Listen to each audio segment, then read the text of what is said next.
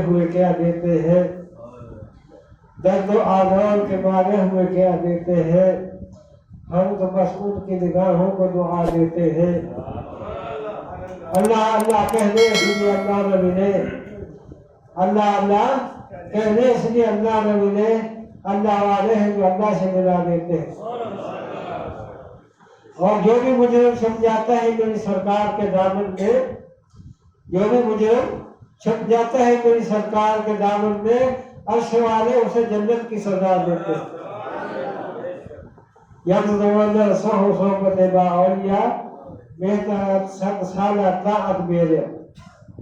मेरे दोस्तों अजीजों, आज की महफिल अल्हम्दुलिल्लाह कादिया रहमान साहब उलमा किराम ने बहुत अच्छे तरीके से दादा साहब की तारीफ और ये करम की तारीफ बयान फरमाई। ये फकीर चंद नुक्ते आपको बयान करेगा कि औलिया किराम क्या करते क्या है, अल्लाह से किस तरह मिलाते हैं। अल्लाह से मिलाना जिस्म के अंदर, इंसान के जिस्म के अंदर दो चीजें हैं, एक है नफ्स, एक है रूह। क्या है? एक नफ्स, एक है रूह। जन्नत में जाने के लिए सिर्फ 2 कदम की जरूरत है। कितने कदम की? 2 कदम की। एक कदम अपने नफ्स के ऊपर रखो, दूसरा जन्नत में चला जाएगा। एक कदम अपने नफ्स के ऊपर रखो, दूसरा कदम जन्नत में चला जाएगा।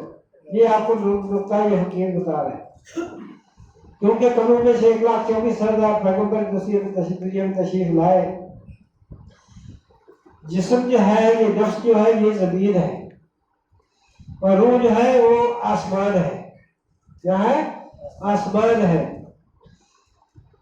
अंबिया किराम जो तशरीफ लाए कौम में से 1,24,000, वो रहमत के बादल है।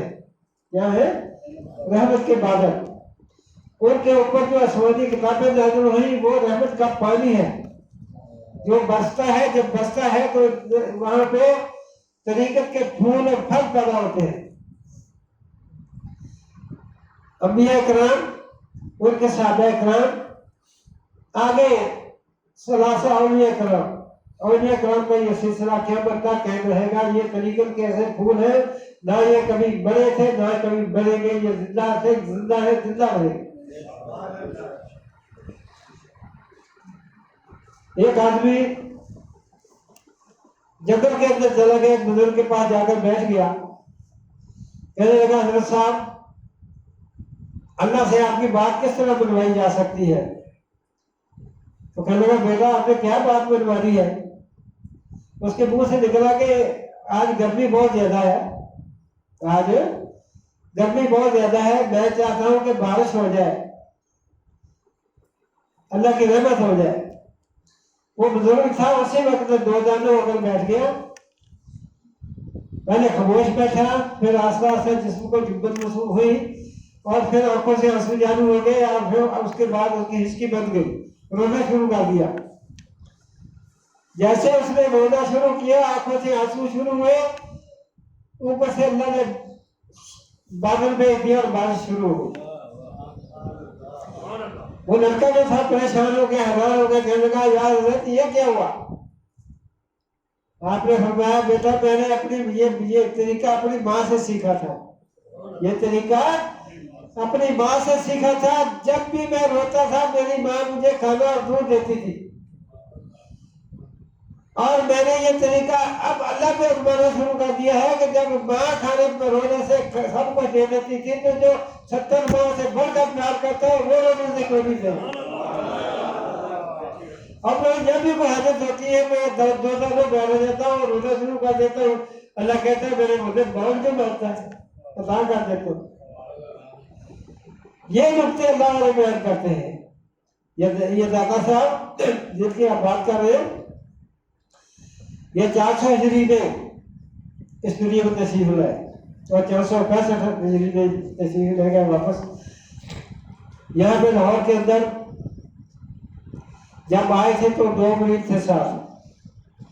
अल्लाह ने इतना फैज अता किया कि पूरी दुनिया में देखो काफिर थे, यहाँ पे बहुत मजहब थे, यहाँ पे हिंदू थे, सिर्फ अल्लाह ताला का नाम लेकर शुरू किया, अल्लाह ने बरकत डाल दी, पूरी दुनिया में दाता साहब का भारत कर रही।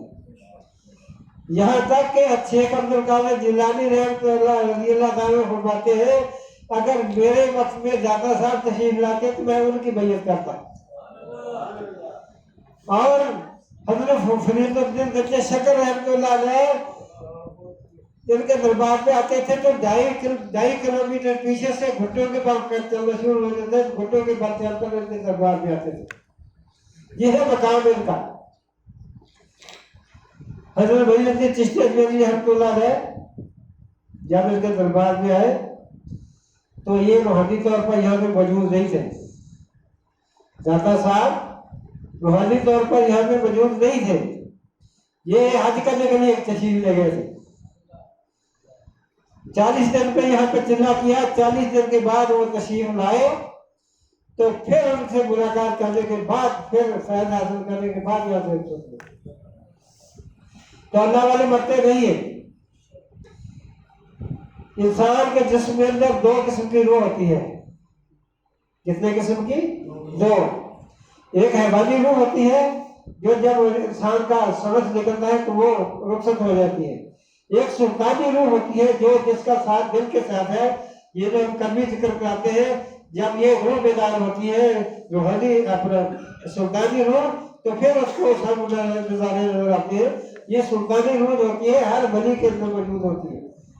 जैसे आप दाता साहब के दरबार में जाते हैं, ये सुल्तानी रूह जो होती है आसपास होती है, उनके अंदर आ जाती है, वो अपने आने वाले मरीज को पहचानते भी, उनकी हाजत भी पूरी करते हैं।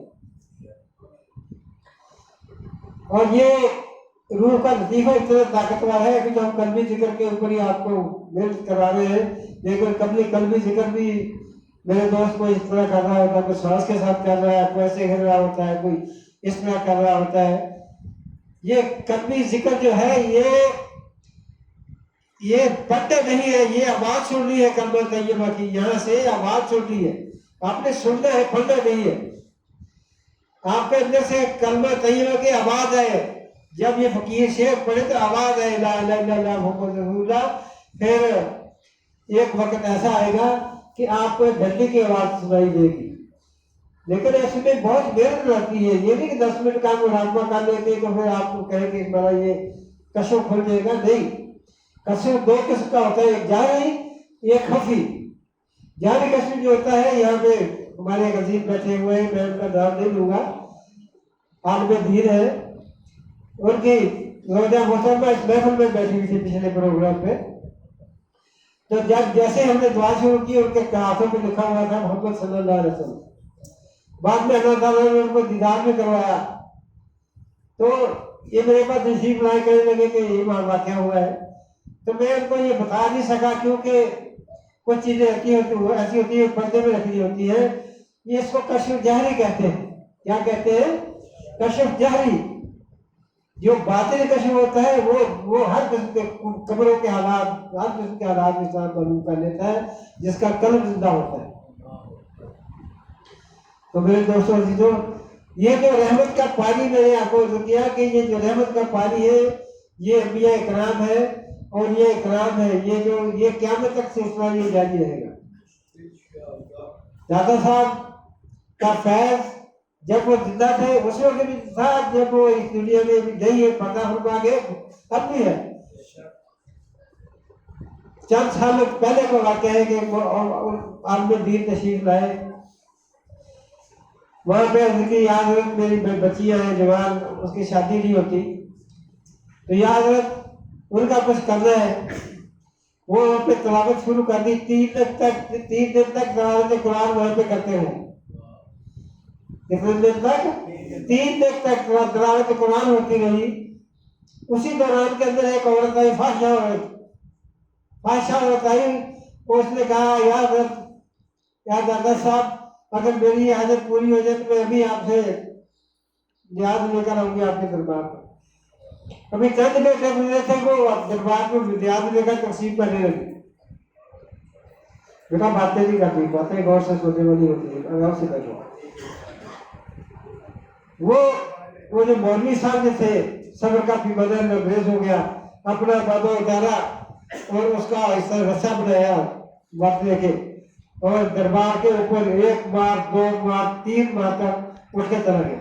क्या लगा बड़ा बड़ा जाता आया बड़ा, वो औरत फाशा औरत आई, उसकी वक्त उस वक्त हाजत पूरी करनी। मैं 3 दिन से यह दुआएं मांग रहा हूँ, कुरान की तिलावत कर रहा हूँ, मेरी हाजत ही नहीं पूरी हुई, मेरी दुआएं नहीं सुनी गई। अभी दरवाजे के ऊपर पहुंचा था कि एक सफेद रीश बुजुर्ग मिले, कह लगे मौलाना साहब क्या हो गया, नाराज होके क्यों जा रहे हैं, क्या बात होगी?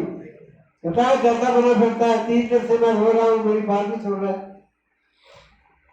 आपने फरमाया बैठो, मेरी बात सुनो, तुम्हारी हाजत जो थी हमने पहले मेरी सुन ली थी, और तुम्हारी हाजत इंशाअल्लाह अल्लाह कबूल भी करेगा। तुम्हारी तिलावत हमें बहुत पसंद थी, हम जब चाहते थे कि तिलावत करता रहे, हम सब सुनते रहे।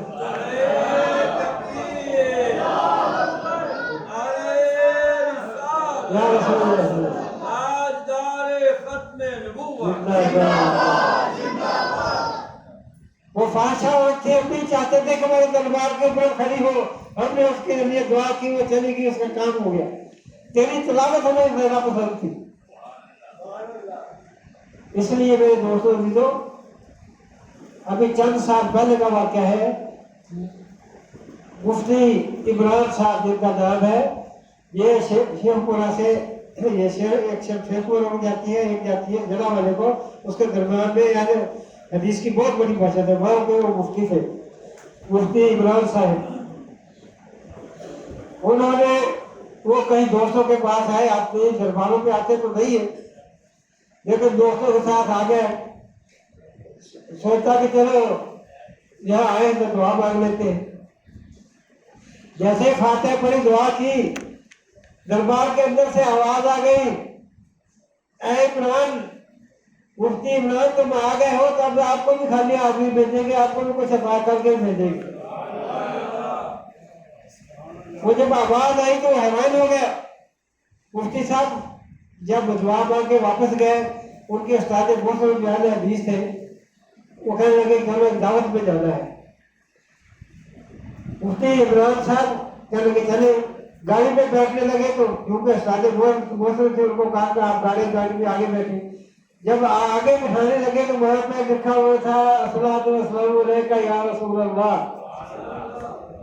जब ये लिखा हुआ देखा तो कहने लगे अल्लाह का शरीक किसने कर दिया, या रसूलुल्लाह किसने लिखा हुआ है, मैं तो आगे नहीं बैठूंगा। उस्ताद उनके कहने लगे पहले इस लफ्ज को बताओ या रसूलुल्लाह को, फिर मैं बैठूंगा। तो मुफ्ती इमरान साहब फरमाते हैं कि मैंने वो या का लफ्ज मिटाने की, जैसे मैंने आगे हाथ बढ़ाया तो वही आवाज जो दादा साहब के दरबार से आई थी, वही आवाज आई, ऐ इमरान क्या कर रहे हो, वो नबी जिसने तेरी शफाअत कर दी है तो उसके नाम को मिटा रहा है। वो नबी जो तुझे हौदे को ठंडा पानी पिलाएगा, तेरी शफाअत करेगा, तुम उसका नाम मिटाने चाहते हो, उसको बोलो खमीस को पीछे बैठे।